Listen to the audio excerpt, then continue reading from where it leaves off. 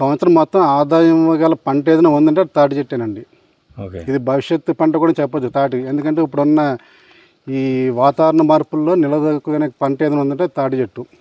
ఎందుకంటే దాని వేరు వ్యవస్థ కానీ దాని వాతావరణంలో అది నిలబడే శక్తిని చూస్తే కనుక ఇంకా ముందు తరాల్లో కూడా అది ఎప్పుడు అలా నిలబడే ఉంటుంది. ఈ తాటి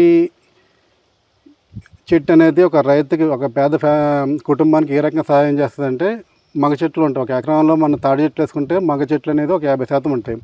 ఆ మగ చెట్లు అనేది పూత ఎప్పుడు వస్తుందంటే ఒక 10-15 సంవత్సరాల నుంచి మొదలవుతుంది.